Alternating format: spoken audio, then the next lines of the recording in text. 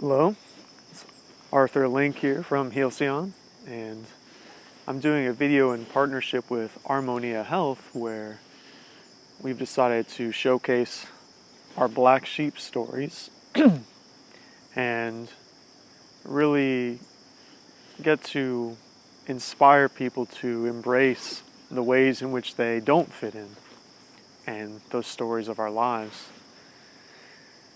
For me, my black sheep started really when I was in preschool, and I was in a situation in which all the children were lined up in a row about to do tie-dye, and I just dive in with my hands in the shirt right into the bucket, and everyone else goes, "Oh," and apparently I was not supposed to start yet, and I had disobeyed instructions I didn't really remember hearing, being, I don't know, 5 years old.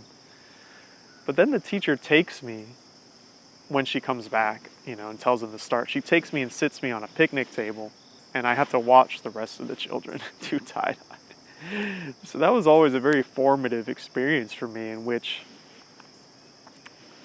I have to watch from outside at other people getting to do the group thing. And there's a power in that position, and there's a perspective that you get from feeling outside that I've learned to accept. And I've also learned to work towards integrating back in to the group, because I was never not part of the group. If you look at it, I was still in class. I was just in a particular position and role. So from that point, I guess the next series of black sheep situation I would find myself in was in college, where that was the sort of normal track you go from high school. But I didn't really value the experience at the time. I was in Hawaii. I had a beautiful place to be in college and a lot of new experiences to have. But just something in my heart wasn't right about, what am I doing this for?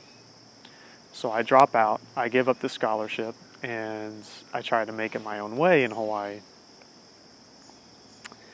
And that was a very informative experience about how dangerous it can be to go too far with our outlying self, and how much I did need the support of a family and friendship social group to be a part of. So I came back to Virginia, where my family lived, and moved in with my brother and start to go back towards, the more normal path. And I joined community college. And then right before I finish, I drop out of that again. For the same reason, for love, which motivated me to go down to Charlotte to live with the woman I loved at the time. And that ended up helping me find my path in massage therapy.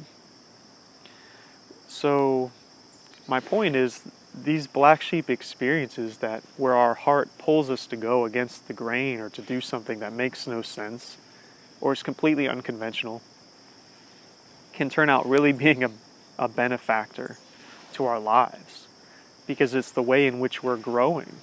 The norm can expand to include more paths if we truly follow what is unique to us.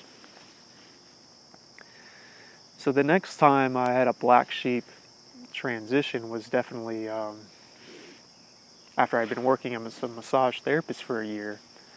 I had a mental health breakdown, and I ended up in the hospital. And now I was having a divergent state of consciousness and experience of the world, and was seen as, crazy or abnormal. And so that kind of shattered my world in a lot of ways, because I was undergoing what others may call a spiritual emergency or awakening process. And that's not really handled well by the Western systems. But in my heart, I didn't feel like I was crazy. There was a lot of things I couldn't handle, and I needed a lot of help to discover stability again, sure, and pharmaceuticals definitely helped take the edge off that state.